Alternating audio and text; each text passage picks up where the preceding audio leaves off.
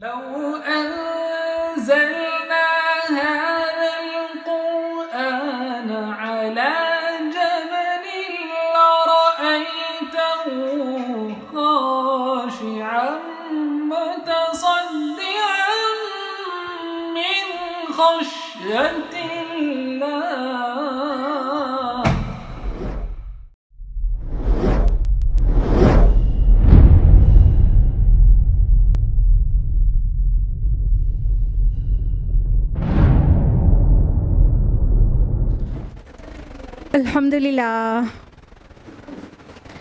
अल्हम्दुलिल्लाहि रब्बिल आलमीन वस्सलातु वस्सलामु अला रसूलिहिल करीम व अला आलिहि व अस्हाबिहि अजमईन अम्मा बाद वअऊज़ु बिल्लाहि मिनश शैतानिर रजीम बिस्मिल्लाहिर रहमानिर रहीम या अय्युहन नास क़द जाअतकुम मौइज़तुम मिर रब्बिकुम व शिफ़ाउल लिमा फ़िस सुदूर व हुदन व रहमतुल लिल मुमिनीन। बिस्मिल्लाहिर्रहमानिर्रहीम रब्बिश्रह ली सदरी व यस्सिर ली अमरी वहलुल उक़दतम मिन लिसानी यफ़क़हू क़ौली। मेरे अज़ीज़ बहनों, दर्स कुरान मजीद में आप सभी का तहे दिल से खैर मक़दम है। अस्सलामु अलैकुम व रहमतुल्लाहि व बरकातुहू। कैसे आप सभी लोग? अल्हम्दुलिल्लाह। अल्लाह ताला करे कि आप बहुत अच्छे रहें, खुशहाल रहें। अल्लाह ताला आपकी हिफाजत करे तमाम बीमारियों और जरासीम से। अल्लाह ताला आपकी हिफाजत करे समाज की बुराइयों और शैतान से, और आपके ईमान में दिन दूनी रात चौगुनी तरक्की अता करे, आमीन। दर्स कुरान मजीद में कौन सी सूरह चल रही है? सूरह हज। सूरह हज की लास्ट वीक किस आयत तक हम लोग ने तफसील से जाना था? बिल्कुल सही, आयत नंबर 55 तक। तो आज का दर्स होगा आयत नंबर 56 ऑनवर्ड्स इंशाल्लाह। तो इससे पहले हम लोग रिवीजन लेते हैं ना लास्ट वीक का। तो लास्ट वीक का छोटा सा रिवीजन करा के आगे बढ़ते हैं। लास्ट वीक आयत नंबर 49 ऑनवर्ड्स हम लोगों ने तफसील से जाना था कि अल्लाह ताला ने फरमाया कि ए नबी सल्लल्लाहु अलैहि वसल्लम, आप ऐलान कर दीजिए कि मैं तो तुम्हारे लिए क्या हूँ? नज़ीरुम मुबीन, खुली तौर पर आगाह करने वाला। यानी कोई वकील बनाकर नहीं भेजा गया हूँ और ना ही मौजज़ात दिखाने के लिए मैं भेजा गया हूँ, बल्कि खुली आगाही देने के लिए भेजा गया हूँ। और फरमाया कि जो लोग ईमान लाएँ और नेक अमल करें उनके लिए अल्लाह ताला की तरफ से मग़फ़िरत और रिज़्क़ करीम है। तो अल्लाह ताला का वादा है ईमान लाने वाले और आमाल सालिहात करने वालों के लिए कि अल्लाह ताला उनको बहुत उम्दा, अच्छा, पाकीज़ा रिज़्क़ इज़्ज़त के साथ देगा। आयत नंबर 59 में मैसेज है कि और जो लोग हमारे आयत को नीचा दिखाने की तगदो करते हैं वही हैं जो जहन्नम वाले हैं। आयत नंबर 52 में है, और हमने नहीं भेजा आपसे पहले कोई रसूल और ना कोई नबी, मगर ये कि जब उसने ख़ुद कोई ख़याल बांधा यानी तमन्ना की तो शैतान ने उसके ख़याल में खलल अंदाज़ी की, और अल्लाह ताला मनसूख कर देता है उसे जो कुछ शैतान ने डाला होता है। फिर अल्लाह अपने फ़ैसलों को पुख्ता कर देता है, और अल्लाह सब कुछ जानने वाला और कमाल हिकमत वाला है। लास्ट वीक बहुत तफसील से जानना था कि यहाँ तमन्ना किन किन माना में है और उसका क्या मतलब है। आयत नंबर 53 में है, ताकि वो शैतान की तरफ से की गई आमेज़िश को फितना बना दे उन लोगों के लिए जिनके दिलों में मर्ज़ हो और जिनके दिल सख्त हो चुके हों, और यकीनन ज़ालिम लोग मुखालिफत और दुश्मनी में बहुत दूर जा चुके हैं। यानी ये जो नबी की तमन्ना है वो बहुतों के लिए फ़ितना है, और फ़ितना माना आजमाइश होती है। आयत नंबर 54 में जाना कि और इसलिए भी कि वो लोग जान जाएं कि जिन्हें इल्म दिया गया हो कि यकीनन ये हक़ है आपके रब की तरफ से, और तो वो उस पर ईमान ले आएँ और उनके दिल उसके आगे झुक जाएं, और अल्लाह यकीनन अहले ईमान को सीधे रास्ते की तरफ हिदायत देने वाला है। तो हमने तफसील से बताया था कि किस तरह से ये नबी की ख्वाहिश एक फ़ितने की शक्ल में आती है और टेस्ट हो जाते हैं लोग, और किस तरह से अल्लाह ताला ईमान वालों के ईमान को मज़ीद बढ़ा देते हैं, और जिनके दिल में बीमारी है, मर्ज़ है, उनके मर्ज़ को खोल कर अल्लाह ताला लोगों के सामने ले आते हैं। और जबकि अल्लाह ताला क्या है, चाहते हैं कि अहले ईमान को सीधे रास्ते पर चलाएं। और आयत नंबर 55 में जाना था कि और काफिर तो इसके बारे में हमेशा शक व शुबा में ही रहेंगे, और यहाँ तक कि या तो उन पर क़यामत का अज़ाब अचानक आ धमके या एक 22 दिन के अज़ाब उन पर मुसल्लत हो जाए। तो हमने तफसील से बताया था कि यहाँ यौमुन अक़ीम से क्या मुराद है, यानी खैर से खाली दिन। तो क्या होगा, काफिर तो शक व शुबा में रहेंगे until they'll witness क़यामा। तो यहाँ तक हमने जाना था। अब आयत नंबर 56 जो उसी रुकू की आयत है जो करंट रुकू चल रहा है, उसको जानते हुए अगले रुकू में इंशाल्लाह जाएंगे। तो हम लोग जानते हैं आयत नंबर 56 ऑनवर्ड्स। अऊज़ु बिल्लाहि मिनश शैतानिर रजीम, बिस्मिल्लाहिर रहमानिर रहीम। अल मुल्कु यौमइज़िन लिल्लाह यहकुमु बैनहुम। उस दिन बादशाही सिर्फ़ अल्लाह की होगी और वही उनके माबैन फ़ैसला कर देगा। फ़ल्लज़ीना आमनू व अमिलुस्सॉलिहात फ़ी जन्नातिन नईम। तो जो लोग ईमान लाए और उन्होंने नेक अमाल किए तो उनके लिए बागात होंगे नेमतों वाले। अब अल्लाह सुब्हानहू व तआला रोज़े क़यामत को, आखिरत में जो क़यामत का दिन है, उसको क्या कह रहे हैं, अल मुल्कु यौमइज़िन लिल्लाह। आज के दिन बादशाही सिर्फ़ और सिर्फ अल्लाह के लिए है। देखिए, देखा जाए तो बादशाही हुकूमत आज भी अल्लाह ही की है। अल्लाह की बादशाही सिर्फ क़यामत के दिन नहीं है, आज भी अल्लाह ही की बादशाही है। लेकिन हम सभी यहाँ पर इम्तिहान के लिए हैं, तो अल्लाह ताला इम्तिहान लेने के लिए इख्तियार तो कुछ देते ही हैं। बिना इख्तियार दिए किसी चीज़ पर इम्तिहान कैसे लिया जा सकता है। तो इंसानों को कुछ इख्तियारात छोटे मोटे दिए जाते हैं, उसमें वो अपने को बादशाह समझने लगता है। छोटे छोटे पीस ऑफ द लैंड का रूलर होता है, वो अपने को शहंशाह समझने लगता है। तो इंसान भूल जाता है कि एक्चुअली बादशाही तो अल्लाह की ही है यहाँ पर भी, लेकिन वो उसको जो इख्तियार थोड़ा सा भी दिया गया उस पर बादशाही वो अपनी समझने लगता है और करने लगता है। लिहाजा यहाँ छूट तो है कि कोई अपने को बादशाह कहे, मलिक कहे, कह सकता है। तो लेकिन जो हमारा जो अमल का दायरा है ना, वो बहुत लिमिटेड है। उससे ज़्यादा जितना अल्लाह सैंक्शन कर दे हम नहीं कर सकते। तो बादशाही ऑन द होल अल्लाह की यहाँ पर भी है। इस बात की ये दलील है कि मिसाल के तौर पर हम दुनिया में बहुत कुछ ऐसा है जो करना चाहते हैं लेकिन कर नहीं पाते हैं। हमने सफ़र का इरादा किया, कोशिश भी किया, लेकिन कामयाब नहीं हो पाए, नहीं जा पाए सफ़र पे। यानी इंसान प्लान करता है, इवन एफर्ट भी करता है, लेकिन नहीं कर पाता। उसका मतलब there is someone who is controlling everything ना। यही इस तरफ दलालत करती है। बादशाही तो आज भी अल्लाह ही की है हकीकी, लेकिन यहाँ पे इख्तियारात दिया होने की वजह से अल्लाह ताला आखिरत के दिन की रियलिटी बयान कर रहा है। उस दिन जो तुम्हारे यहाँ पे दिए हुए इख्तियारात होंगे ना, वहाँ पे सब छीन लिए जा चुके होंगे और एक्चुअली बादशाही अल्लाह ताला की हो जाएगी। मालिकी यौमिद्दीन कौन है? बदले के दिन का मालिक सिर्फ अल्लाह ताला। तो अल्लाह ताला ही वहाँ पर मालिक होगा और वो फ़ैसला करेगा, और सब के जो मिले हुए फ्री विल होंगे वो वहाँ पर सल्ब कर किए जा चुके होंगे। तो अल्लाह ताला कहेगा कि आज बादशाही हमारी है। तो और अल्लाह उस दिन फ़ैसला जो करेगा वो फ़ैसला सबको मानना होगा। यानी आज अल्लाह ताला ने अपनी किताब में जो फ़ैसले किए हैं तो मानने के लिए इंसानों को कहा गया, लेकिन मान भी रहे नहीं भी मान रहे, लेकिन उस दिन सबको अल्लाह ही के फ़ैसले मानना होगा। तो जो लोग ईमान लाए हैं और नेक अमाल किए हैं उनको उस दिन अप्रिशिएट किया जाएगा, उनको इज़्ज़त दी जाएगी और उनके लिए बागात होंगे, जन्नतें होंगी और वो नियामतों से भरी हुई होंगी। तो अल्लाह ताला के लिए जो अपने नफ्स को कंट्रोल करते हैं, अल्लाह ताला ने उनके लिए बहुत कुछ रख छोड़ा है। आयत नंबर 57 में फरमाया वल्लज़ीना कफ़रू व कज़्ज़बू बि आयातिना फ़उलाइका लहुम अज़ाबुम मुहीन, और जिन लोगों ने कुफ्र किया और हमारी आयत को झुटलाया उनके लिए रुस्वा कुन अज़ाब होगा।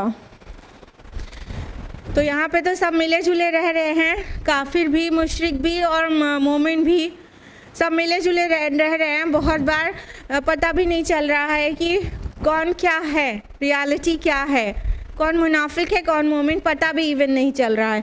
लेकिन वहाँ पर क्या होगा, सब खुलकर सामने आ जाएगा। मोमिनों के लिए जिस तरह नेमतें होंगी तो उसके ऑपोजिट में कुफार के लिए रुस्वा कुन अज़ाब होगा, बहुत बड़ा वाला अज़ाब और बहुत सख्त अज़ाब और कभी ना टलने वाला अज़ाब।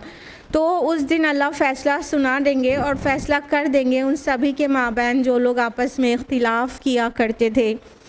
आयत नंबर 58 है वल्लज़ीना हाजरू फ़ी सबीलिल्लाह, और वो लोग जिन्होंने हिजरत की अल्लाह की राह में, तुम क़ुतिलू औ मातू, फिर वो कत्ल हो गए या फौत हो गए, ला यरज़ुक़न्नहुमुल्लाहु रिज़्क़न हसना, तो अल्लाह उनको रिज़्क़ हसना अता फरमाएंगे। व इन्नल्लाहा लहु खैरुर राज़िक़ीन, और यकीनन अल्लाह ही बेहतरीन रिज़्क़ देने वाला है। अब ज़रा कॉन्टेक्स्ट में आ जाइए ताकि बेहतर समझ में आए। ये सूरतुल हज कब नाजिल हुई है बताइए? बिल्कुल, माशाल्लाह, पूरी तफसीलात के साथ। रसूलुल्लाह सल्लल्लाहु अलैहि वसल्लम के मक्की पीरियड के या तो एंड में, या यूँ कहें कि कुछ आयात इन सभी तरह से नाजिल हुई हैं। मक्की पीरियड के एंड में, हिजरत करने में, और मदीना दाखिल होने से बस फ़ौरन बाद, ये एकदम मक्का का लास्ट टाइम और मदीना की एंट्री टाइम, ये वो वक्त है जब सूरतुल हज नाजिल हुई है। अलग अलग आयत पे हमने आपको टाइम टू टाइम तफसील से भी बताया है कि एक्चुअली ये आयत किस नेचर की है और किस वक्त नाजिल हुई है ना। तो ये अभी हिजरत के मुताल्लिक आयत आ रही है और गालिबन मक्का के एंड पीरियड में आ रही है, और अभी ये हिजरत नहीं हुई है, पहले से खुशखबरी सुनाई जा रही है ताकि मोरल बूस्ट हो, ताकि मोटिवेटेड रहें और बहुत आसान हो जाए हिजरत मोमिनीन सादिकीन के लिए। तो अल्लाह सुब्हान तआला फरमा रहे हैं कि वो लोग जिन्होंने हिजरत की हमारी राह में, फिर या तो कत्ल हो गए या तबाही मौत मर गए, तो उन सभी के लिए अल्लाह ताला ने रिज़्क़ हसना का वादा किया है। अब देखिए रसूलुल्लाह सल्लल्लाहु अलैहि वसल्लम के चंद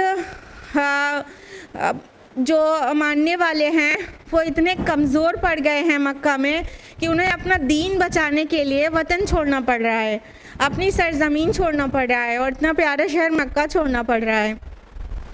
और वो बज़ाहिर मालूम होते हैं कि बड़े कुचले हुए हैं, बहुत दबे हुए हैं और किसी की जुल्म से बहुत ज़्यादा ऑप्रेस्ड हैं। तो अल्लाह ताला फरमा रहे हैं कि नहीं, तुम्हें हम क्या देने वाले हैं, तुम ये देखो। जो भी अल्लाह की राह में तर्क वतन करता है, यानी अल्लाह ताला के काम पर अमल नहीं कर पा रहा है किसी पीस ऑफ द लैंड में, तो वो उसको छोड़ता है जब, तो अल्लाह ताला उसके लिए बहुत सारे जो है ब्यूटीफुल एंट्रेंस का और बहुत सारे रिस्क का, बहुत सारे प्रोविजंस का वादा करता है। क्यों जोड़ा जा रहा है रिस्क को हिजरत से?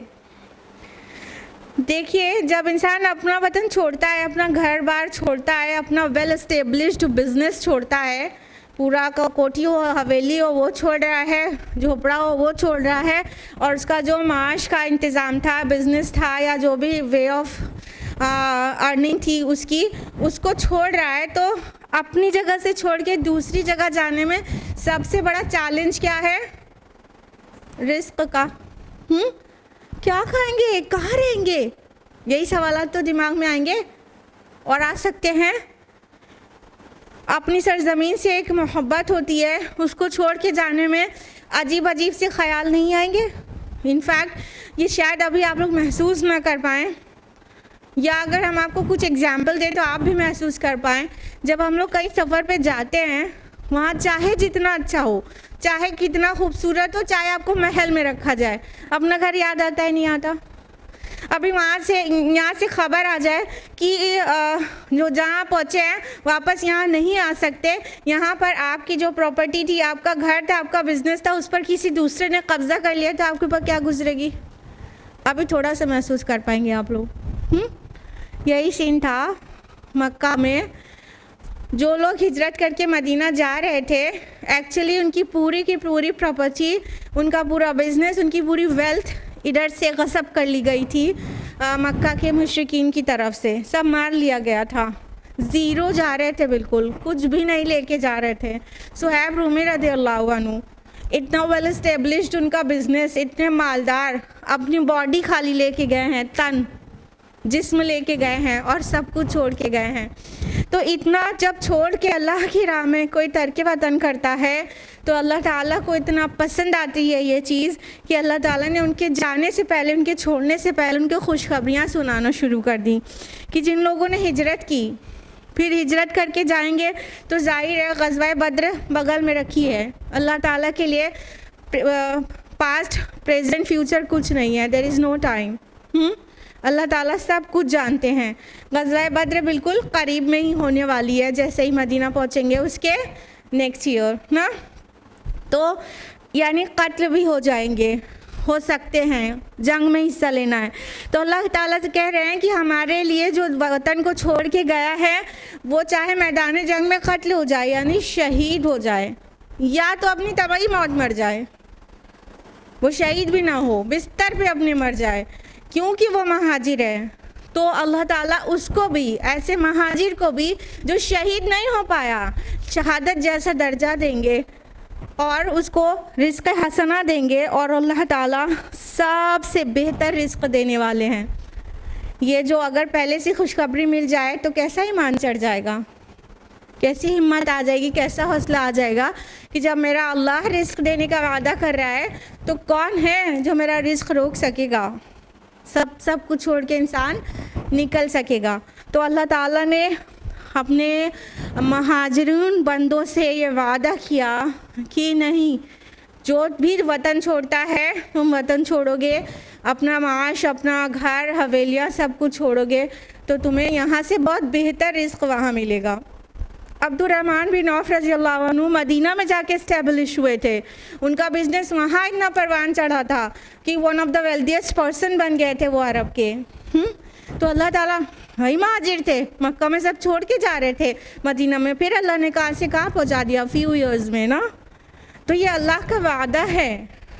अगर यही ईमान आज भी हो मोमिनों के अंदर, तो हर चैलेंज को वो चैलेंज की तरह लें, किसी चीज़ से नहीं डरें, किसी चीज़ से नहीं दबें।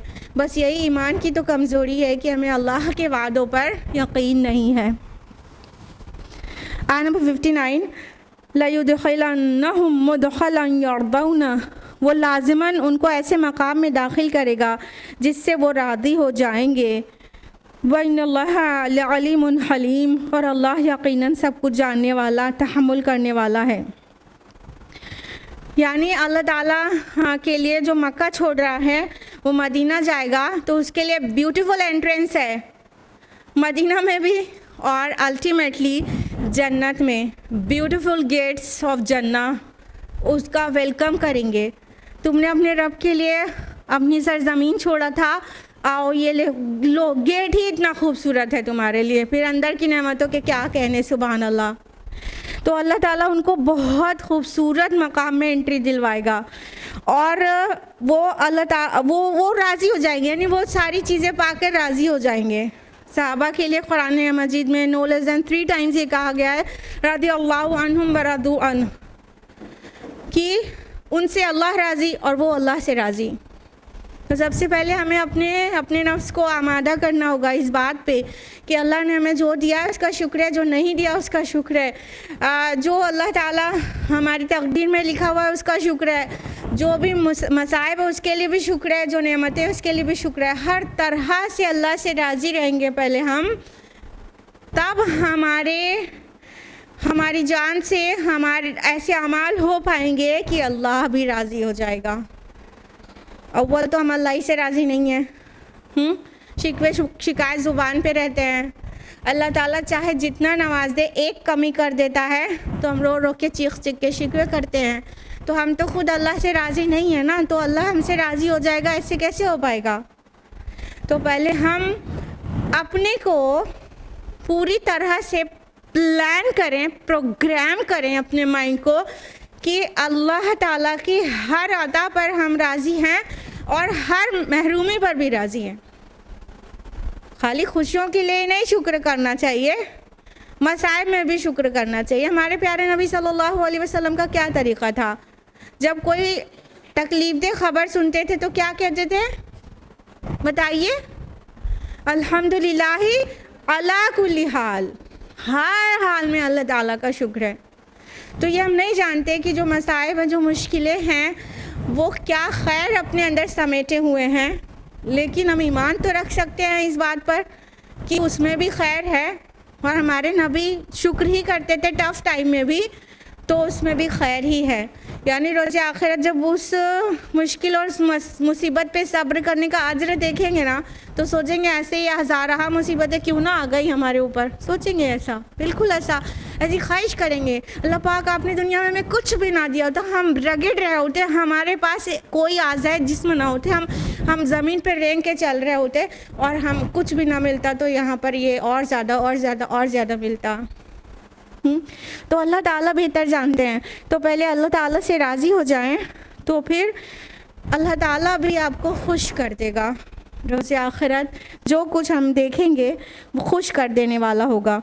तो अल्लाह ताला जानते हैं और इल्म वाले हैं, यानी आप नहीं समझ रहे हैं, आपसे कुछ लग़ज़िशें कमज़ोरियाँ भी हो रही हैं, तो अल्लाह तहम्मुल से उन्हें दरगुज़र कर रहा है। आयत नंबर 60, तालिका वमन आक़ब बिमिस्लि मा उक़िब बिही, ये तो है ही, और जो शख्स बदला ले उसी कदर जिस कदर उस पर ज़्यादती की गई, तुम बक़िया अलैहि लयंसुरन्नहुल्लाह, फिर उस पर मज़ीद ज़्यादती की जाए तो लाज़िमन उसकी मदद करेगा। इन्नल्लाह लअफ़ून गफ़ूर, यकीनन अल्लाह माफ़ फरमाने वाला और बख्शने वाला है। अब देखिए वो आयत आ रही है जिससे पता चलता है कि अपने ऊपर किए गए जुल्म का बदला भर तक लेना जायज़ है। अब ये मुसलमान मक्का से हिजरत करके मदीना जाएंगे, वहाँ उन्हें जंग की इजाज़त मिलेगी और फिर वो कुफ़ार के साथ जंग करेंगे। यानी कि जो भी हक उनके मारे गए, सारी चीज़ मक्का में हड़प कर ली गई उनकी। रसूलुल्लाह सल्लल्लाहु अलैहि वसल्लम के फूफी का जो घर था वो कितना शानदार था, लेकिन आपके सारे कज़िन्स निकले, वो सब छोड़कर अब्दुल्ला बिन जहाश, शुबैदुल्लाह बिन जहाश, ये सब निकले, तो सब अपना ब्यूटीफुल जो वो था मेंशन कह सकते, एक बहुत शानदार सा महल था उनका, वो छोड़ के निकले थे, वो सब पर कब्ज़ा कर लिया। अल्लाह के रसूल से कह रहे थे एक बार अब्दुल्ला बिन जहाश रज़ियल्लाहु अन्हु, या रसूलुल्लाह, हम लोगों का वो जो घर था वो बहुत शानदार था, उस पर कब्ज़ा कर लिया गया और बहुत अपसेट थे। तो रसूलुल्लाह सल्लल्लाहु अलैहि वसल्लम ने फरमाया कि अब्दुल्ला, क्या तुम नहीं चाहते कि जन्नत में तुमको इसके बदले में बहुत इससे कहीं ज़्यादा शानदार महल मिले? तो बोले मैं अल्लाह ताला की विसलता पर राज़ी हूँ। बस राज़ी हो गए, भूल गए वो खूबसूरत सा महल जिसमें वो रहा करते थे।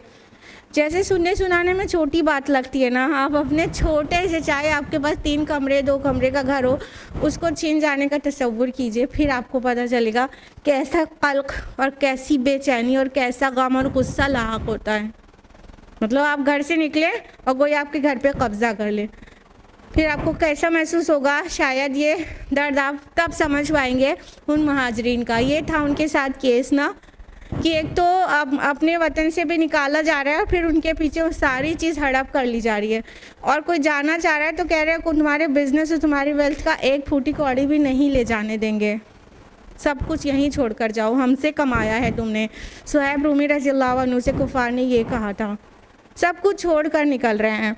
तो अल्लाह ताला की तरफ से ये इजाज़त आ गई कि जितना जुल्म किया गया है, ज़्यादती की गई है, उसके बराबर का बदला लेना तुम पर जायज़ है। ध्यान से देखिए इस आयत को कि फरमाया कि वमन आक़ब बिमिस्लि मा उक़िब बिही, तो जो शख्स बदला ले उस कदर जिस कदर उस पर ज़्यादती की गई हो। उक़ूबत किस चीज़ को कहते हैं? किसी चीज़ के रिटर्न में कोई एक्शन लेने को, रिटालिएशन को, बदला लेने को। अक़बा मीन्स होता है पीछे आने वाला, आक़िबत इसीलिए आखिरत को कहते हैं, पीछे आने वाली। तो उक़ूबत उसी बदले को कहते हैं जो किसी अमल के रद्द अमल में हो। ठीक है, तो ये है वो बात कि अल्लाह ताला फरमा रहे हैं जितना तुम्हारे ऊपर जुल्म किया गया हो, इस्लाम इजाज़त देता है कि उतना ही बदला उससे ले लिया जाए। ध्यान रहे, उतना ही। ठीक है, ये नहीं कि ईंट का जवाब पत्थर से देंगे।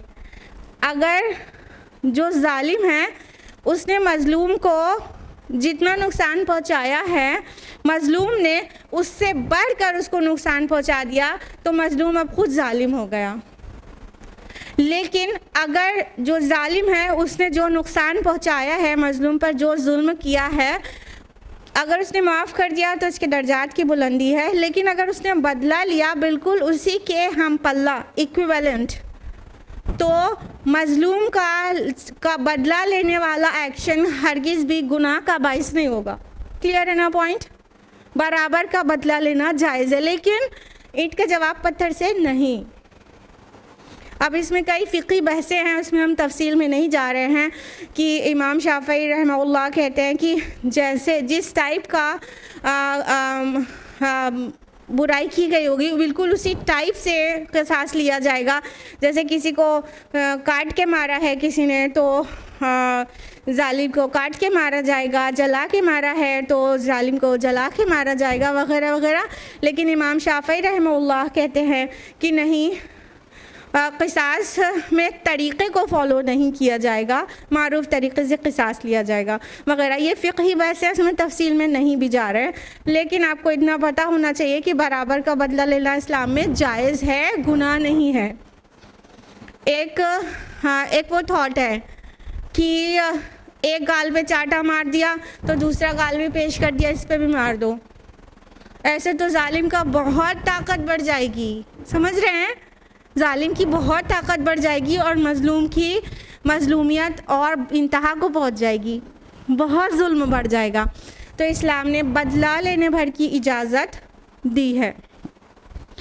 तो फरमाया उसके बराबर का अगर उसने ज़्यादती की तो फ़ाइन है, और जो मज़ीद ज़्यादती करेगा, यानी जब बदला ले रहा है इंसान, तो जो जालिम था जिसने इनिशिएट किया था, तो वो जालिम और ज़्यादा चिड़ में और ज़्यादा जुल्म करना शुरू कर देगा ना, तो अल्लाह ताला उस मज़लूम के लिए हेल्प का प्रॉमिस कर रहे हैं कि अगर रिटालिएशन में कोई एक्शन लिया गया, फिर उसके रिटालिएशन में जालिम ने और बड़े बड़े जुल्म करना शुरू कर दिया, तो अल्लाह ताला उस मज़लूम के साथ है, उसकी मदद करेगा।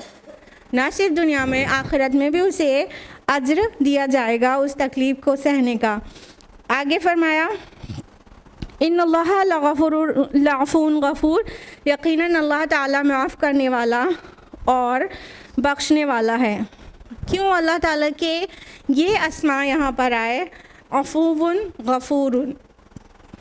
देखिए, आप लोगों ने बहुत गौर किया हो अगर कुरान मजीद में, तो बहुत सी आयत एंड करती है अल्लाह ताला के एक इस्म या मोर देन वन अस्मा पर ना, लेकिन जो अस्मा जहाँ पर आते हैं अल्लाह ताला के ब्यूटीफुल नेम्स, वो बहुत रिलेटेड होते हैं उस पर्टिकुलर आयत से। उसके ऊपर जो बात कही जा रही है उससे बहुत रिलेटेड, बहुत रेलिवेंट होते हैं। तो यहाँ पर अल्लाह ताला ने अपनी दो सिफ़ात याद दिलाई है कि अल्लाह ताला अफ़ून गफ़ूर है। क्या मतलब है उसको कई तरह से समझ सकते हैं। एक तो ये कि जो मज़लूम है उसने कुछ खून का बदला कुछ खून से लिया, नॉर्मल हालात में ये जायज़ तो नहीं था, लेकिन बदला लेने में जायज़ हो गया। तो अल्लाह रहम करने वाले, माफ़ करने वाले और दरगुज़र करने वाले हैं, तो अल्लाह ताला उसको पनिश नहीं करेंगे जो कुछ खून का बदला उसी वे में ले रहा है, यानी अल्लाह उसे दरगुजर किए रहेंगे, उसको बिल्कुल माफ़ किए रहेंगे। यहाँ तक कि एक बिट इधर उधर भी हो जाए तो भी अल्लाह ताला चश्मपोशी से काम लेंगे। कहने का मतलब पूरा इंच टेप से नाप के तो बदला नहीं ले पाएंगे, थोड़ा सा इधर उधर हो सकता है तो वो अल्लाह ताला वो उतना माफ़ कर देंगे। दूसरी तरह इस आयत को इस तरह भी समझ सकते हैं कि अल्लाह ताला इजाज़त तो दे रहे हैं कि तुम बदला ले लो, लेकिन अपनी दो जो सिफ़ात याद दिला रहे हैं तुम उसको अपने अंदर जज्ब करो। रिटालिएशन से बेटर क्या है? फॉरगिवनेस, माफ़ कर देना। तो तुम भी दरगुजर से काम लो और माफ़ कर दो तो तुम्हारे लिए बहुत बेहतर है। सूरतुल बकरा में कहा गया कि जो वो अपने जो तुम पर किया गया उतना बदला लो तो तुम पर कुछ गुनाह नहीं। लेकिन सूरतुल शूरा में क्या कहा गया? लेकिन अगर तुम माफ़ कर दो और दरगुजर कर दो तो ये उलुल अज़्मी के काम है। ठीक है, तो बदला लेना जायज़ भर है, लेकिन माफ़ कर देना प्रेफरेबल है। माफ़ कर देना इंसान के ग्रेड्स को हायर और हायर कर देगा।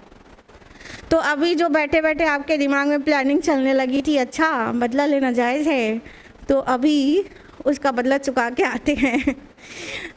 अगर आपने ये प्लान करने लगे थे, जायज़ तो रहेगा, लेकिन व्हाट्स बेटर?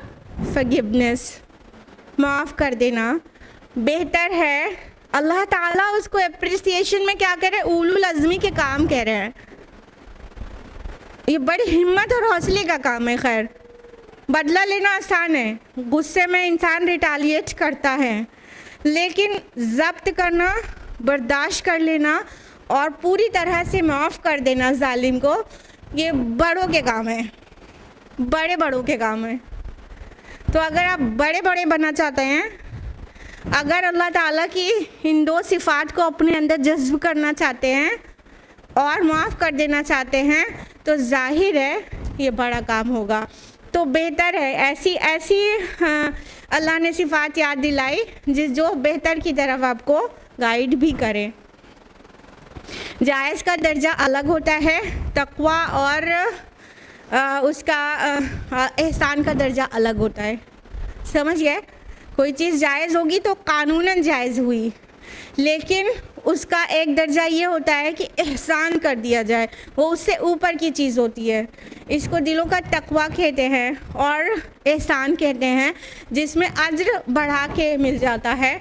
जो बदला लेने में बस ये है कि गुनाह नहीं पड़ेगा, लेकिन माफ़ कर देने में नेकी बढ़ाकर मिल जाएगी। आयत नंबर 61, दालिका बिअन्नल्लाह युलिजुल लैला फिन्नहारि व युलिजुन नहारा फिल्लैल। और ये इसलिए कि अल्लाह रात को दिन में दाखिल करता है और दिन को रात में दाखिल करता है। व अन्नल्लाह समीउन बसीर, और ये कि अल्लाह सब कुछ सुनने वाला और सब कुछ देखने वाला है। अब ये क्या कनेक्टिविटी है कि अल्लाह ताला कह रहे हैं दालिक, और इसी तरह ये तो है ही। और क्या कि बेशक अल्लाह दिन को रात में पिरोता हुआ ले आता है, रात को दिन में पिरोता हुआ ले आता है। यहाँ पर जो लफ्ज़ इस्तेमाल हुआ है युलिजुल लैला फिन नहारी, कि दाखिल करता है, पिरोता हुआ ले जाता है। तो ये जो लफ्ज़ है युलिजु मौलूज, इसका मतलब होता है किसी तंग जगह में दाखिल होना। ठीक है, तंग जगह में, इसका मतलब होता है कॉइलिंग भी। ठीक, तो अल्लाह ताला अपना एक साइन बयान कर रहे हैं, एक निशानी बयान कर रहे हैं। इससे पीछे की चीज़ों को रिलेट करेंगे हम लोग, कई तरह से रिलेट हो सकती है। पहली बात तो ये हो गई कि जो इससे जस्ट ऊपर जो आयत थी, आयत नंबर 60, कि जो मज़ीद ज़्यादती करेगा मज़लूम पर तो अल्लाह ताला उसकी मदद करेगा। अब वहाँ की सिनेरियो में सोचिए कि ये टूटे फूटे मुसलमान एकदम हारे मन से देखा, बज़ाहिर ऐसा लग रहा है कि खाली अपनी जान को, अपने दीन को बचाने के लिए उनको अपना घर बार तक छोड़ना पड़ गया। किस कदर मज़लूम और किस कदर कमज़ोर है, ऐसा लग रहा है ना। तो अल्लाह ताला कह रहे हैं जो हस्ती रात को दिन में, दिन को रात में ले आती है, जो इतना बड़ा निज़ाम चला रही है, उस हस्ती के लिए क्या मुश्किल है कि मज़लूम की वो मदद करे। बज़ाहिर ऐसे लगते हैं ना कमज़ोर लोग कभी भी मतलब ताकत में नहीं आ सकते, ऐसा बिल्कुल भी नहीं है। तो अल्लाह जब पूरी कायनात का निज़ाम चला सकता है तो इसके लिए क्या मुश्किल है कि अपने कुछ बंदे जो अभी कमज़ोर हैं ज़मीन में उनकी मदद करके उनको स्ट्रॉन्ग बना दे। उसके लिए बहुत आसान है। एक बात तो ये हो गई। दूसरी बात ये हो गई कि इसे पीछे का जो पूरा तसलसल चला आ रहा है, बहुत पीछे से देखें कि जो नेक हैं उनको जन्नत के बाग होंगे, जो अल्लाह की तकज़ीब करने वाले हैं उनको जहन्नम मिलेगी, जो लोग हिजरत करेंगे उनको अल्लाह ताला बहुत बढ़ाकर रिज़्क़ हसना अता फरमाएंगे, और जो जुल्म करेंगे तो उनका बदला लेना जायज़ है, और जो उस पर फर्दर जुल्म करेगा तो उसके लिए अल्लाह हेल्प करेगा वगैरह वगैरह। ये पूरा पीछे का कॉन्टेक्स्ट के साथ मिलाकर अगर हम इस आयत को देखें तो इससे पता ये चल रहा है कि जो अल्लाह ताला इन चीज़ों पर, सारी चीज़ों पर कुदरत रखने वाला है, उसका इक़्तिदार है इस बात पर कि सूरज को निकाले और सूरज को गुरूब कर दे। तो उन सब चीज़ों में एक मुसलमानों को एक हौसला दिया जा रहा है कि तुम देखो कि जो अल्लाह तुम्हारा पुष्टपनाह है वो इतनी कुदरत वाला है। तुम इन निशानियों में गौर करो कि अल्लाह ताला रात को दिन में और दिन को रात में पिरोता हुआ ले आता है। उसके लिए कितना आसान है तुम्हारी हेल्प करे, एक पॉइंट ऑफ व्यू। दूसरा पॉइंट ऑफ व्यू कि हर रात के बाद सुबह आती है। तुम अभी मजलूम हो, तुम अभी कुचले हुए हो, दबे हुए हो, मत समझो कि हमेशा ज़मीन पर इसी तरह दबे हुए रहोगे। बहुत जल्द ही सुबह आने वाली है। ये अपने जुल्म ज़्यादती की रात तुम पर किए हुए हैं तो तुम पर बहुत जल्दी फतह और गलबे का सूरज तुलू होने वाला है। तुम इंतज़ार करो और आफाक और अनफुस में गौर करो, तुम पा जाओगे कि कोई भी हालत एक जैसी रहने वाली होती ही नहीं। हालतें हमेशा बदलती रहती हैं। कभी खुशी है तो कभी गम है, कभी दिन है तो कभी रात है, कभी अच्छा फील हो रहा है तो कभी सैड फील हो रहा है। ये सब हालात हैं। हालात हमेशा बदलते रहते, एक जैसे रहते ही नहीं। और इन हालात की तब्दीली हमें आफाक में थोड़ा गौर फिक्र करके समझ में आ सकती है। तो अल्लाह ताला ने यहाँ पर रात और दिन की फेर बदल की मिसाल दी है। ये हालात को बता रहे हैं कि रात आती है कैसी, मतलब खौफ वाली चीज़ होती है और मायूसी सी होती है, लेकिन फिर सूरज तुलू होता है और फिर रोशनी हो जाती है और फिर इंसान बहुत से ऐसे काम कर सकता है जो रात में नहीं कर सकता था। तो ये हालात बदलते रहते हैं, लेकिन हम क्या है कि सूरज के तुलू और गुरूब पर गौर नहीं करते और उसको मामूली बात समझते हैं, जबकि वो मामूली हमारे लिए सिर्फ़ और सिर्फ इसलिए हो गई कि 24 घंटे में हम ये दोनों चीज़ रोज़ाना देखते हैं। लेकिन जब गौर करेंगे तो पता चलेगा ना कि ये एक्चुअली कितनी सारी निशानियाँ अपने अंदर समेटे हुए, सिर्फ एक निशानी सूरज का तुलू होना और गुरूब होना। आज हम एस्ट्रोनॉमी जानते हैं, आज हम फलकियात जानते हैं थोड़ी बहुत, उससे हमें पूरे निज़ाम का काफ़ी हद तक पता चल रहा है कि किस शानदार तरीके से चीज़ें होती हैं। तो ये एक डिसिप्लिन भी शो करता है कि अल्लाह ताला की कुदरत बिल्कुल कामिल है, उसका इक़्तिदार पूरी तरह मुस्तकिल है और पूरा उस पर कुदरत रखता है। उसके इंतज़ामात निहायत मुस्तहकम हैं। कोई चीज़ सूरज को नहीं डिले करती कि वो तुलू हो जाए, कोई भी चीज़, और कोई भी चीज़ सूरज को गुरूब होने में नहीं बीच में आती, चाहे कितने बड़ा VIP शहर में आ जाए। होता है क्या? आज बहुत बड़े वीआईपी साहब आए हैं, MIP साहब आए हैं, तो आज सूरज थोड़ा देर में गुरूब हो जाए, होता है क्या? अल्लाह ताला का निज़ाम इतना मुस्तहकम और इतना फ़ाइन वे में होता रहता है। तो अल्लाह ताला रात और दिन को बहुत बार बहुत जगहों पर निशानी के तौर पर पेश करते हैं, तो उस पर गौर किया करें, गौर किया करें। अल्लाह चाहते हैं कि हम गौर करें निशानियों में। तो यहाँ पे बहुत क्लियर इससे जो मैसेज मिल रहा है तो वो ये है कि ये कुफ्र और जहालत का जो अंधेरा प्रिवेल हुआ है अभी मक्का में, इसके बाद एक ईमान और इस्लाम का सूरज तुलू होने वाला है बहुत जल्द। उसका मैसेज दे रहा है अल्लाह ताला कि जिस तरह से रात के बाद दिन आ जाता है तो वो आने वाला है दीन इस्लाम के लिए भी। और इसी तरह किसी का इख्तिदार रहता है तो उसका सूरज गुरूब हो जाता है, फिर दूसरी बार किसी और का इख्तिदार हो जाता है। ये सारे मैसेजेस हैं इसके अंदर। तो अल्लाह ताला फरमा रहे हैं कि और ये इसलिए कि अल्लाह ताला रात को दिन में दाखिल करता है और दिन को रात में दाखिल करता है, और ये सब कुछ सुनने वाला, और अल्लाह ताला सब कुछ देखने वाला है, समीउन बसीर है। यानी अल्लाह ताला को बेहतर पता है कि मुहाजिरून के दिल पर क्या गुज़रती है, वो सुन रहा है और देख रहा है। और अल्लाह ताला ऐसा नहीं कि बस फौरी फ़ैसला कर ले, अभी किसी उसके मोमिन सादिक बंदे को तकलीफ़ पहुंचाई, अभी अल्लाह ताला को इतना गुस्सा आ जाए कि सब तलपट करके रख दे। नहीं, अल्लाह ताला सब कुछ देख रहे हैं। और जो रिवॉर्ड पनिशमेंट की जगह है ना, वो एक्चुअली दुनिया नहीं है, वो आखिरत है। और आखिरत के लिए यहाँ टेस्टिंग है। जिसके दिमाग में और इल्म में ये सब कुछ क्लियर रहता है ना, उसके लिए बहुत आसान रहता है तकलीफ़ें बर्दाश्त करना, बहुत आसान। अल्हम्दुलिल्लाह। अल्लाह से दुआ करे कि अल्लाह ईमान मजबूत करे और कुरान में खूब गौर-फ़िक्र करे, और ये सारे हक़ाइक़ जब बहुत वाज़ेह हो जाएंगे ना जहन में, तो हर चीज़ को सहना आसान हो जाएगा, सिचुएशन को टैकल करना आसान हो जाएगा, सब कुछ बहुत आसान हो जाएगा। इंसान झुंझलाता क्यों है? क्योंकि जो चीज़ देख रहा होता है उसको रियलिटी समझता है। वो रियलिटी नहीं, वो टेस्ट है। रियलिटी तो आखिरत में होगी, जो रिटर्न होगा उसका।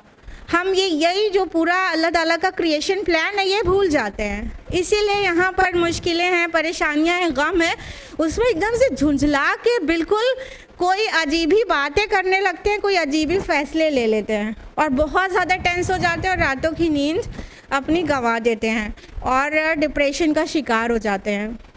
ये सब कुछ सिर्फ इसलिए है कि हम जो अल्लाह ताला का पूरा यूनिवर्स का यूनिवर्सल क्रिएशन प्लान है उसको याद नहीं रखते। जैसे आप रिकॉल कर लें ये चीज़ को कि ये तो टेस्ट है, जब मुश्किल महसूस हो तो आप समझ लें, इंस्टेंटली आप उसको रिकॉल करें कि ये अल्लाह ताला की तरफ से मेरे सब्र का टेस्ट है, बस और कुछ भी नहीं है। हालत है बदल जाएगी।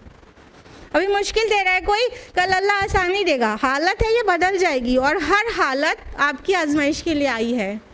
बस ये याद कर ले, बहुत आसान हो जाएगा। फिर सामने वाले पे ना उतना ज़्यादा गुस्सा आएगा, ना आपकी ज़ुबान ऑल फॉल बकेगी, और ना ही कोई ऐसे फ़ैसले और ऐसे बातें आप कहेंगे जिसके लिए सालों पछताना पड़े। नहीं होगा ऐसा।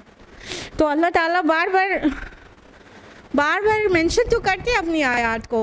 हम ही लोगों की ये कमज़रफ़ी है कि हम लोग पढ़ते हैं और निकल जाते हैं और गौर नहीं करते, थोड़ी देर ठहरते नहीं हैं जब कुरान पढ़ रहे होते हैं। सुबह का नज़ारा करते, कुछ सोचते नहीं, कुछ समझते नहीं, गौर नहीं करते हैं। बिल्कुल गौर किया करें, कुरान को पढ़िए। कितनी बार अल्लाह ताला चाहता है कि, कितनी बार रिपीट करता है कि हमारी आयत पर गौर करो। और चीज़ों को समझाने के लिए अल्लाह ताला अपनी आफाक वाली आयत को मेंशन करते हैं, यानी गौर करो। थोड़ा सा अपनी बिज़ी लाइफ में से टाइम निकालो, थोड़ा सा इस फितने से बाहर आओ, थोड़ा टाइम निकालो। 30 मिनट्स का, 30 मिनट्स भी नहीं हो रहा, 20 मिनट्स का टाइम निकालो। 20 नहीं हो रहा, 10 तो निकालो ही निकालो, जिसमें अल्लाह की खिलकत पे गौर व फिक्र कर रहे हो, अपने डेबिट क्रेडिट पे गौर कर रहे हो। टाइम निकालो, सब सुलझ जाएगा इंशाअल्लाह। आयत नंबर 62, ज़ालिका बिअन्नल्लाह हुवल हक़, ये इसलिए कि अल्लाह ही हक़ है। व अन्नमा यदऊन मिन दूनिही हुवल बातिल व अन्नल्लाह हुवल अलियुल कबीर, और ये कि जिसको ये लोग पुकारते हैं उसके सिवा वो सब बातिल हैं, और ये कि यकीनन अल्लाह ही सबसे बुलंद और सबसे बड़ा है। बेशक अल्लाह ताला फरमा रहे हैं कि ये सब चीज़ बताई गई किस लिए, एक्चुअली हक़ सिर्फ़ और सिर्फ अल्लाह है। ये लोग माबूदाने बातिल को पुकार रहे हैं, अल्लाह ताला फरमा रहे हैं कि अल्लाह ताला के अलावा जिसको पुकार रहे हैं वो सब के सब बातिल हैं। यानी पीछे अल्लाह ताला ने महाजिरून की मदद करने का वादा किया है ना, मज़लूम की मदद करने का वादा किया है, लेकिन ये लोग जिसकी मदद पर, अल्लाह को छोड़कर जिसकी मदद पर रिलाई किए बैठे हैं ना, वो सब फेक हैं। वो बिल्कुल उनसे मदद नहीं किए जाएंगे, उनको कोई पावर नहीं दिया गया है। पावर कुल का कुल अल्लाह ताला के हाथ में है। वहुवा अला कुल्ली शैइन कदीर, कि हर एक चीज़ पर कुदरत रखने वाला सिर्फ़ और सिर्फ अल्लाह ताला है। तो अल्लाह के अलावा जो कुछ भी है वो सब बातिल है, और सबसे बुलंद और सबसे बड़ा अल्लाह ताला है। अल्लाह के वादे पर रिलाय करो। आयत नंबर 63, अलम तरा अन्नल्लाह अंज़ला मिनस समाई माअ, क्या तुमने देखा नहीं कि अल्लाह आसमान से पानी नाजिल करता है, फतुस्बिहुल अर्दु मुक़दर्रा, तो ज़मीन सरसब्ज़ हो जाती है। इन्नल्लाह लतीफ़ुन ख़बीर, यकीनन अल्लाह बारीक बीन और बहुत बाखबर है। अब अल्लाह सुब्हानहू तआला एक और मिसाल से मोमिनीन सादिक़ीन की ढारस बंधा रहे हैं। अब क्या मिसाल दी, वो भी हमारे गिरदो पेश जो चीज़ें होती हैं उन्हीं में से, कि क्या तुमने देखा नहीं कि अल्लाह ताला कैसा आसमान से पानी नाजिल फरमाता है, तो फिर ज़मीन बिल्कुल सरसब्ज़ और शादाब हो जाती है, ग्रीनरी हो जाती है पूरी। यानी एक मुर्दा ज़मीन पर बंजर सूखी नहीं कोई वेजिटेशन दे रही ज़मीन पर अल्लाह ताला बारिश बरसाते हैं, तो फिर क्या होता है, चंद दिनों में ही वहाँ एकदम हरियाली छा जाती है। तो ऐ मोमिनो, ऐ महाजिरो, ऐ मुसलमानों, ऐ इंसानों, तुम अल्लाह ताला के ऊपर शक न करो। देखो आज तुम्हारी सख्ती के दिन चल रहे हैं, कोई बात नहीं, अल्लाह ताला आज न कल तुम पर अनकरीब रहमत नाजिल करेगा। वो मुश्किल दिन सब दूर हो जाएंगे और खुशहाली के दिन आ जाएंगे। जिस तरह बिल्कुल वीरान सुनसान, बिल्कुल सूखी ज़मीन पर जैसे लगता है अब ये पॉसिबल ही नहीं है यहाँ पर कुछ भी लाइफ जो है, लाइव स्टॉक यहाँ पर निकलेगा, लेकिन वो होता है। अल्लाह ताला जब बारिश बरसाते हैं तो सब ग्रीन ग्रीन हो जाता है, और ग्रीन होने के बाद कितना खुशनुमा लगता है, कितना दिल को सुकून, आँखों को ठंडक पहुँचाता है। तो ये भी मोमिनीन सादिक़ीन के लिए एक निशानी है कि ठीक है टफ़ टाइम आते हैं, लेकिन अल्लाह ताला की जब रहमत नाजिल होती है, वो बदलने वाली सिचुएशन है, वो हालात हैं, वो बदल जाते हैं और फिर अच्छे दिन आ जाते हैं। तो अहले मक्का के लिए भी यही जो सख्ती वाले दिन चल रहे थे कि 2 रकात नमाज़ पढ़ने का आज़ादी नहीं है कि सुकून से अल्लाह की इबादत कर सकें। अल्लाह की ज़मीन में स्पेशली खाने काबा हो जहाँ पर, तो वहाँ पर इबादत नहीं कर सकते, रह बस नहीं सकते, खुल के जी नहीं सकते, अपनी मर्ज़ी नहीं कर सकते। बिल्कुल कुफ़ार ने इतना बड़ा टॉर्चर किया हुआ है मुसलमानों को। तो आप मत घबराइए, वो दिन बदलने वाले हैं। अल्लाह ताला के नज़र में है ना, आने वाले दिन भी, अभी ये हिजरत होने वाली है और उसके बाद बद्र होगी, कितनी शानदार फ़तह मिलेगी, और उसके 8 ही साल के बाद ये मक्का फ़तह हो जाएगा, और किस शान से मुसलमानों का ठाठे मारता हुआ समंदर मक्का के अंदर शाहाना दाखिल हो जाएगा और कोई कुछ ना बिगाड़ सकेगा। यही वो लोग जो लोग निकलने पे मजबूर कर रहे हैं, आज बहुत चढ़े हुए हैं, यही वो लोग एकदम आंखें झुकाए और हाथ को बांधे खड़े होंगे और रहम की भीख मांग रहे होंगे मोहम्मद रसूलुल्लाह सल्लल्लाहु अलैहि वसल्लम से। अल्लाह की नज़र में है ना। अभी 8-10 साल बाद वाला सीन भी अल्लाह की नज़र में है ना। तो अल्लाह ताला कह रहे हैं देखो देखो ज़मीन पर हर सीज़न में ये तुम्हें देखने को मिलता है। अभी दिन और रात की निशानी से मिसाल दिया गया, डेली 24 आवर्स में दोनों चीज़ विटनेस कर लेते हैं हम लोग। हाँ, और अब हर सीज़न में विटनेस की जाने वाली चीज़ से मिसाल दी जा रही है। इसके लिए तो बहुत उम्र दराज होने की भी ज़रूरत नहीं है ना। हर साल में 2-3 बार ये चीज़ होते देख लेते हो, और डे नाइट वाली निशानी के लिए तो कुछ भी नहीं चाहिए, रोज़ाना 24 आवर्स में देख लेते हो। हाँ, तो किस तरह अल्लाह ताला एक सख्त ज़मीन पर पानी बरसाते हैं तो वहाँ से सब्ज़ा निकलने लगता है, ग्रीन ग्रीन हो जाता है सब और अच्छा लगने लगता है। मुक़द्दर लफ्ज़ आया है, अख़दर मीन्स ग्रीन कलर होता है, खा दा इसका रूट है, इसका मतलब होता है ग्रीन। तो किस तरह ज़मीन सरसब्ज़ा उगाने लगती है। इन अल्लाह लतीफ़ुन ख़बीर यहाँ पे कहा गया, यकीनन अल्लाह बारीक बिन और बहुत बाखबर है। अब ये 2 attributes, names and attributes of Allah सुब्हानहू व तआला have been mentioned over here. आपसे जैसा कि हमने पहले बोला कि जो भी अल्लाह के अस्मा ब्यूटीफुल नेम्स मेंशन होते हैं उसका बहुत रिलेशन होता है, रेलिवेंस होता है उस आयत से जिस आयत के एंड में आ रहे हैं। अब यहाँ पे कहा लतीफ़ुन ख़बीर। लतीफ़ मीन्स होता है ऐसे तो बारीक बीन, ठीक है। तो क्या एक्चुअली मतलब क्या होता है, गैर महसूस तरीक़े से अपने इरादे की तकमील करने वाला। लतीफ़ का ये माना होता है, यानी महसूस भी ना हो और चीज़ हो जाए। तो आप देखिए, और ख़बीर बहुत ज़्यादा ख़बर रखने वाला, यानी हर एक चीज़ उसकी नॉलेज में हो, वेल इन्फॉर्म्ड हो, पूरी तरह से बाखबर हो। ठीक, अब ये अस्मा क्यों आए हैं यहाँ पर, देखिए जब कोई चीज़ होती है जो सख्त मालूम हो रही है और नेगेटिव मालूम हो रही है और तकलीफ़ दे मालूम हो रही है, तो इंसान नहीं समझता, नहीं जानता, लेकिन अल्लाह जानता है वो कोई बहुत बड़ी खुशखबरी का पेश खैमा होती है। उसके बाद एक बहुत बड़ी सक्सेस उसके साथ जुड़ी होती है। ठीक है, देखिए अब ये हिजरत होने वाली है, सामने बगल में बद्र रखी हुई है कि अभी इतनी बड़ी फतह मिलेगी, इतनी शान बढ़ जाएगी। ये जो मतलब निकाल दिए जा रहे हैं, दबे कुचले महसूस हो रहे हैं, इनकी पूरे अरब में, सिर्फ अरब में नहीं, अरब के बाहर हर जगह चर्चा हो जाएगी कि ये चंद मुट्ठी भर मोहम्मद के फॉलोअर सल्लल्लाहु अलैहि वसल्लम 313 लोग 1000 के लश्कर पर, मुसल्लह लश्कर पर फाते हो गए और इसी शान से फतह मिली है। पूरे में इनकी चर्चा हो जाएगी, इनके कॉन्फिडेंस, इनके जोश, इनके इस्तिक़लाल और इनकी फतह की पूरे में चर्चा हो जाएगी। अल्लाह ताला जान रहे ना। तो कुछ चीज़ें होती हैं जो थोड़ा सा टाइम लेती हैं। प्रीवियस एग्जाम्पल से देख लीजिए, जब बारिश होती है तो फ़ौरन ग्रीन नहीं हो जाता, क्या होता है, it takes a little time ना। धीरे धीरे वो बारिश एक खुशखबरी है, वो पेश खैमा है हरियाली का, ठीक है, उसके बाद हरियाली हो जाती है। थोड़ा सा टाइम लगता है लेकिन वही ज़रिया बन जाता है किसी खुशखबरी का।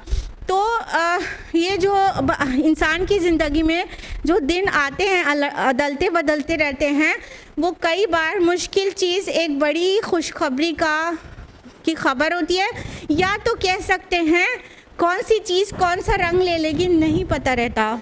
ठीक है, माइक्रोस्कोप ईजाद हुआ तो किसी ने ये सोचा था कि मेडिकल साइंस कहाँ पहुँच जाएगी और हाँ साथ में एटम बॉम्ब और हाइड्रोजन बॉम्ब तक मामला हो जाएगा, नहीं पता था। इतनी सी चीज़ के बाद कितनी बड़ी चीज़ हो जाएगी, nobody was aware of it. Columbus जब निकला था अपने जगह से सफ़र करने के लिए, तो किसी को पता था कि यूएसए की बिना डाली जा रही है आज के दिन? किसी को पता था? नहीं पता था। चीज़ें थोड़ा टाइम लेती हैं लेकिन फिर क्या से क्या हो जाती हैं। तो अल्लाह ताला जो काम करता है वो बहुत लतीफ़ तरीक़े से करता है, बहुत बारीकी के साथ, गैर महसूस तरीक़े से, इंसान को पता नहीं चलता, लेकिन वो उस चीज़ का ज़रिया बन जाता है जो बाद में आउटकम आता है तो पता चलता है। तो कभी कोई गम भी आता है जो बहुत बड़ी खुशखबरी का पेश खैमा होता है। आखिर अबू सलमा की डेथ हुई तो उम्मे सलमा रज़ी अल्लाह अन्हा कितनी डिसहार्टेंड थी और वो ये कहती थी अबू सलमा जैसे कौन हो सकता है। लेकिन उनको उनके नबी ने, ईमान तो पहले ही ले आई थी, उनको उनके नबी ने सिखाया था जो दुआ, उसको पढ़ा करती थी। अल्लाह ताला ने क्या दिया, अबू सलमा से बेहतर कोई हो सकता है? हो सकता है? हो सकता है, नबी हो सकता है। अल्लाह ताला ने नबी सल्लल्लाहु अलैहि वसल्लम उनके निकाह में दे दिया। हाँ, ये ऐसा होता है। उस वक्त तो कितना गम था, लेकिन अबू सलमा फौत नहीं हुए होते तो एक साथ 2 मैरिज हो पाती क्या उनकी? क्या उनको उम्मुल मोमिनीन बनने का शर्फ हासिल हो पाता? अबू सलमा को फौत होने का गम उन्हें बर्दाश्त करना पड़ा, तब उम्मुल मोमिनीन बनने का शर्फ उनको मिला और जन्नत में नबी सल्लल्लाहु अलैहि वसल्लम के साथ में होंगी। हाँ, इतना बड़ा शर्फ। तो कई बार चीज़ें ऐसी होती हैं जो बज़ाहिर बहुत तकलीफ़देह होती हैं, लेकिन वही एक्चुअली एक बहुत बड़ी खुशखबरी का कि एक साइन होता है, एक बीज डाली जाती है वहाँ पे। वो तकलीफ़देह भी हो सकता है, वो अजीब भी हो सकता है, वो कंफ्यूजिंग भी हो सकता है, वो इरिटेटिंग भी हो सकता है, कैसा भी, लेकिन उसके बाद जो आउटकम उसका आना रहता है थोड़ा सा टाइम लेता है, लेकिन जब वो आउटकम आता है तब पता चलता है इंसान को कि अच्छा ये वजह थी, अल्लाह ताला ने ये प्लान किया था। समटाइम्स आपको ये दिन भी देखने को भी नहीं मिलेगा दुनिया में कि अच्छा अल्लाह ने ये प्लान किया था, ज़िंदगी भर नहीं उसका रिज़ल्ट नहीं दिखेगा, डायरेक्ट आखिरत में दिखेगा। तब तो आप राज़ी हो जाएंगे, राज़ी हो जाएंगे। बड़े मसाइब उठाए, बड़ी तन्हाई, बड़ी घुटन, बड़ा अकेलापन, बहुत गम, बहुत बीमारी, बहुत कुछ, सिर्फ मैंने सहा है, सिर्फ सहा है, ऐसी ऐसी फीलिंग आती है हमेशा। और जन्नत में जब आखिरत में जब उस सहने के बाद जन्नत की चाबी हाथ में दे दी जाएगी तो बंदा सोचेगा वल्लाह, और मैंने क्यों ना सहा, इतना सा क्यों सहा, और बहुत सहने को मिल जाता, और तकलीफ़ें डाल देता अल्लाह ताला। तो ऐसा भी हो सकता है दुनिया में, इवन पता भी ना चले, डायरेक्ट आखिरत में पता चले। तो हर एक चीज़ पर्पसफुल होती है और अल्लाह ताला के हर काम बारीक बीनी के साथ होते हैं, गैर महसूस तरीक़े से होते हैं। हम चाहते हैं कि अभी हमें गुस्सा आया, अभी सामने वाले का कुछ भी अंजाम हो जाए, बस अभी सब कुछ हो जाए। नहीं, अल्लाह ताला का काम बहुत लतीफ़ तरीक़े से होता है, गैर महसूस तरीक़े से होता रहता है। कई बार इंसान ऐसे कुछ दूसरों के लिए ट्रैप तैयार कर रहा होता है, उसी में खुद फंस जाता है। होता है नहीं होता? तो जिस वक्त वो ट्रैप तैयार कर रहा होता है ना उसे पता होता है, ना उसके जिसके लिए वो कर रहा है उसे पता होता है, अल्टीमेटली वो खुद ही उस ट्रैप में फंस जाता है। तो अल्लाह का काम बहुत बारीक बीनी से होता है। और अल्लाह ताला क्योंकि हर चीज़ से ख़बरदार है, तो वही तो वेल प्लान कर सकता है ना, जिसके नज़र में पास्ट प्रेजेंट फ्यूचर सब आया हो, यकसा हो, वही वेल प्लान कर सकता है। हम और आप नहीं कर सकते। हम प्रेजेंट देख सकते हैं और ज़्यादा से ज़्यादा पास्ट हमें याद रहेगा, फ्यूचर तो देख नहीं सकते। बहुत अच्छी प्लानिंग कर सकते हैं, नहीं कर सकते। Indian constitution one of the best constitutions कहलाता है वर्ल्ड का।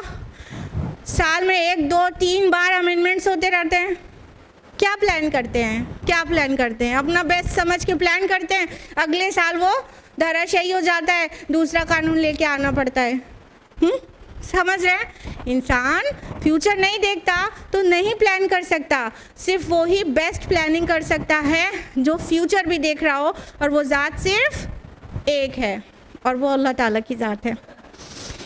आयत नंबर 64, लहू मा फिस समावाति व मा फिल अर्द, उसी का है जो कुछ आसमानों में है और जो कुछ ज़मीन में है।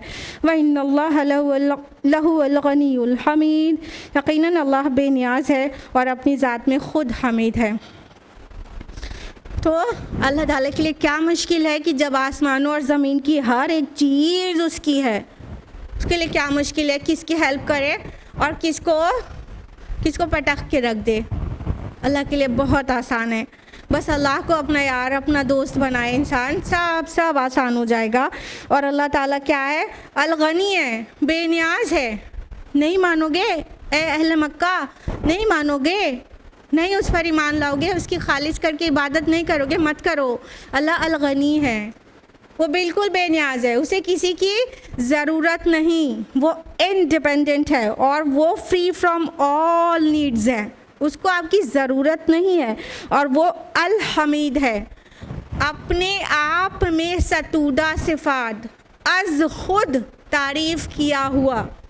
हम और आप दूसरों की तारीफ़ के मोहताज हैं। कोई तारीफ़ कर दे तो कहा जाएगा अरे वो बहुत अच्छी है, उनकी तो बहुत तारीफ़ होती है। किसी के करने से हमारी तारीफ़ होगी, नहीं तो नहीं। अल्लाह ताला की तारीफ़ हमारे और आपके करने से नहीं है, अज खुद सतूदा, अज खुद तारीफ़ किया हुआ है। इस हमीद का ये माना होता है। किसी की तारीफ़ करने से जो प्रेज्ड है उसको हमीद नहीं कहते, जो अपने आप में प्रेज्ड है उसको हमीद कहते हैं। तो अल्लाह ताला अल हमीद है, अपने आप में तारीफ़ किया हुआ। हम अल्हम्दुलिल्लाह कहें, हम सुबहान अल्लाह कहें, हम अल्लाहु अकबर कहें, हम ला इलाहा इल्लल्लाह कहें या ना कहें, अल्लाह ताला अपने आप में तारीफ़ किया हुआ है। बहुत सारे फ़रिश्ते उसकी तारीफ़ और तस्बीह बयान करते हैं और वो अपने आप में पूरी तरह से मुकम्मल है, हर खामी हर ऐब से मुनज़्ज़ह है, मुबर्रा है। इसलिए उसे हमारी और आपकी ना ईमान की ज़रूरत है ना इबादत की, हमें और आपको उसकी ज़रूरत है। तो हमें और आपको उसके पीछे पीछे भागना चाहिए। अल्लाह ताला हमको हिदायत के सामान कर रहा है, यही क्या कम है, हमें उसका शुक्र करना चाहिए। तो आयत नंबर 64 तक ये हुआ है। आज के लिए हम यहीं पर रुकेंगे और अल्लाह ताला से दुआ करेंगे कि अल्लाह ताला हम सभी को कुरान मजीद पढ़ने, समझने, गौर व फ़िक्र करने, गौतासनी करने की तौफ़ीक़ अता फ़रमाए और कुरान के ज़रिए हमारी दुनिया और आखिरत अल्लाह दोनों संवार दे। आमीन या रब्बल आलमीन। वाखिर दावाना अनिल हम्दुलिल्लाहि रब्बिल आलमीन। वस्सलामु अलैकुम व रहमतुल्लाहि व बरकातुहू।